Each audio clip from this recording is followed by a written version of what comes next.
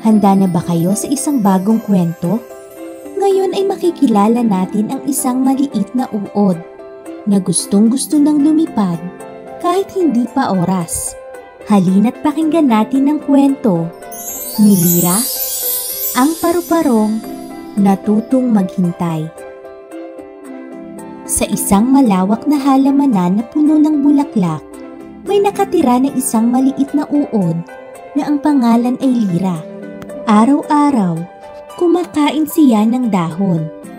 At habang ngumunguya, lagi siyang nag-aabang. Ay, buntong hininga ni Lyra. Kailan kaya ako magiging paru-paro? Lumingon siya sa kanyang kaibigang si Toto, ang bubuyog. Ang bagal ng panahon. Gusto ko nang lumipad, sabi ni Lyra. Ngumiti si Toto. Hindi naman kailangang magmadali, Lyra.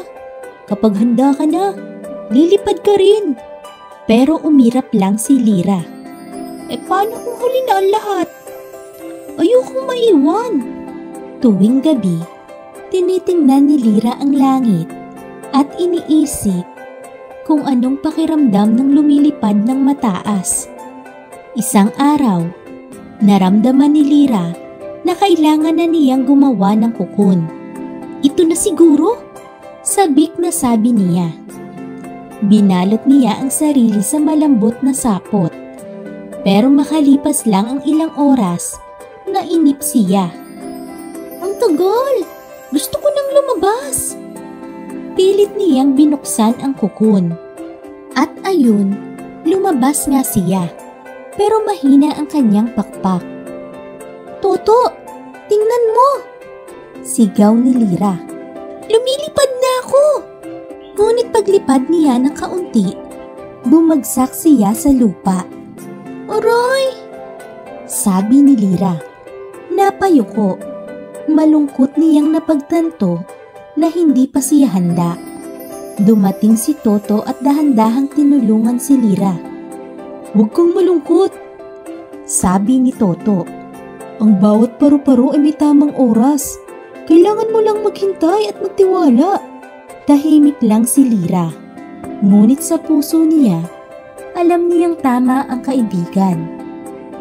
Kinabukasan, gumawa siya muli ng kukun. Ngayon, hindi na siya nagreklamo. Tuwing maririnig niya ang hangin, napapangiti siya. Lumipas ang mga araw at isang umaga, may kakaibang nangyari. Bumuka ang kukun at lumabas si Lyra na may makukulay na pakpak. Wow! Sabi ni Toto. Ang ganda mo, Lyra! Ngumiti si Lyra. Halos maiyak sa tuwa.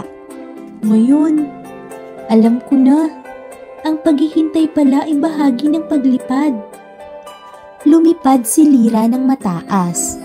Mas mataas pa kaysa sa mga bulaklak at puno. Ang sarap pala sa pakiramdam kapag handa ka. Tiningnan niya ang kanyang dating kukun sa ibaba. Ngumiti siya at bumulong. Salamat sa pagtuturo sa akin na ang mga pakpak ay may tamang oras para bumuka. Mga bata, tandaan ninyo, ang tagumpay ay hindi nasusukat sa bilis. Minsan, kailangan nating maghintay upang maging handa sa mga darating na pagkakataon. Kaya kung minsan ay mabagal ang panahon, tulad ni Lyra, matuto tayong magtiwala sa proseso.